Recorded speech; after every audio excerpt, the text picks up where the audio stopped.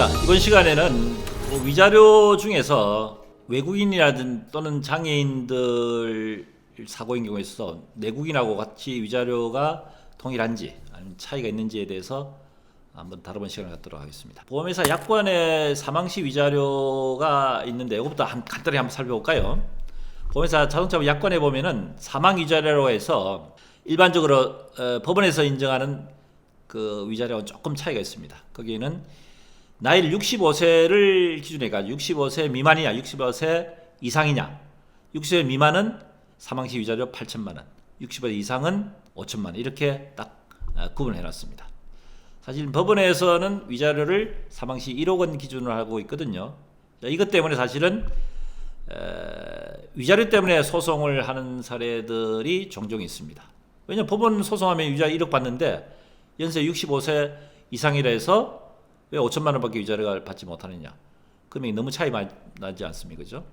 이것 때문에 사실은 문제가 되는, 어쩔 수 없이 약관상에는 그렇게 정해야 된 틀로 정해놨다는 거죠. 자, 특수위자료라는 것부터 먼저 한번 살펴볼까요? 일반적 위자료와 달리 교통사고 사망이라든지 또는 뺑소니 사고들 같은 경우에 있어서 법원에서는 과거에는 무조건 1억 원으로 위자료를 산정하다가 사망사건이라든지 뺑소니 경우의 사망사고는 좀 특수하게 위자료를 책정해야 되겠다고 해서 대법원에서 각 지방법원에 통지를 낸 내용이 있습니다. 그것이 사망사고의 뺑소니 음주사고에 있어서는 1억 원 플러스 최고 2억 원까지 추가해서 지급할 수 있다 하는 내용을 대법원에서 각 지방법원에 시달을 했습니다.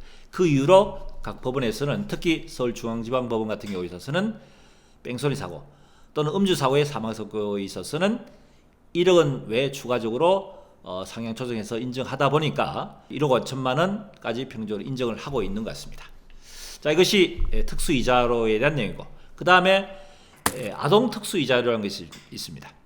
자, 아동이라는 것은 뭐 나이 자체를 특정할 수 없지만 보통 이제 한 13세 미만, 이걸 통상 이제 아동이란 용어를 쓸 수 있는데, 성인과 달리 어린아이 아동 같은 경우에 있어서는 교통사고 사망을 하게 되면은 아무래도 인생을 구할 수 있는 기회를 박탈당한 그런 경우이기 때문에 이런 안타까움을 본인 또는 가족들에게 특수위자료 형식으로 인정할 수 있다 하는 것이 취지입니다.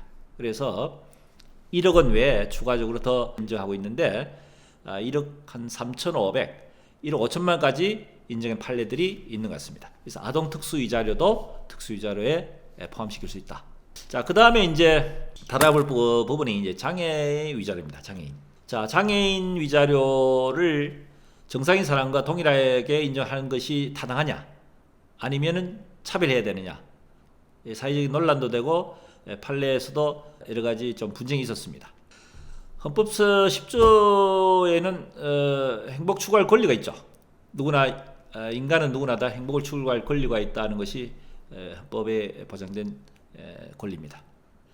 그리고 장애인뿐만 아니고 일반적으로 누구나 그 행복을 추구할 수 있는 권리, 인격적으로 살 수 있는 권리가 헌법에 보장되어 있는데, 장애인 같은 경우에 있어서는 사회적인 약자가이지 않습니까? 사회에서 질시를 받게 되고 차별을 받게 되는 이런 것들에 대한 것을 국가에서 그분들에 대한 어떤 보호 측면에서 그분들이 차별받지 않게 행복을 추구할 수 있는 그런 기회를 제공하고 그런 자유를 보장할 수 있는 의무가 국가에게 있다는 거죠.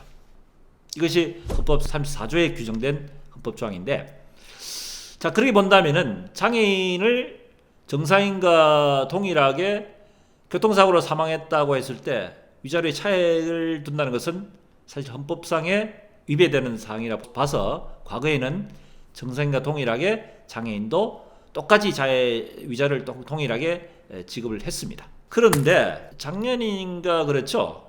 1심 그 다음에 항소심에서 법원에서는 장애인을 정상인과 달리 위자료에 차별돼야 된다는 판결이 나서 상당히 사회적 이슈가 됐었습니다. 그래서 대부분의 이제 법률 전문가들 비롯해 사회 각층에서도 최종적인 최종심 상고심을 기출 주목을 받는데 상고 기각이 되고 최종적으로 장애인 위자료에 대한 부분을 사망시 정상인 사람과 달리 차별해서 인정하는 것으로 위자료가 결정이 판결하고 나서는 앞으로도 추후에 대법원에서 새로운 시각으로 판결하기 전까지는 장애인이 사고를 입었을 때 정상인과 달리 차별을 받을 수밖에 없는 것이 현재 법원의 입장이다.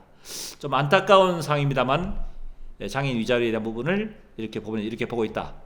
그 다음에 이제 외국인 같은 경우에는 그러면 어떻게 될 것인가? 외국인이 국내에서 활동하다가 사고를 입어서 사망을 했다. 그럼 이분들이 내국인과 동일하게 위자료를 인정할 것이냐? 역시 또 차별을 둘 것이냐? 자, 이것도 역시 법원 입장에서는 이렇게 보는 것 같습니다.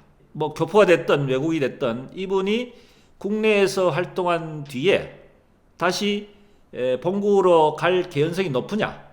그 판단은 비자의 종류도 중요하겠지만은 본국에 본인 외에 본국의 모든 가족들이 있어서 비자 만료 이후에는 다시 본국으로 갈 가능성이 아주 높다고 판단할 경우에 있어서 이런 경우에 있어서는 국내 위자료를 그대로 인정하는 것은 객관적 공평성이 좀 맞지 않다라고 해서 국내 위자료를 그대로 인정하지 않는 것 같고요.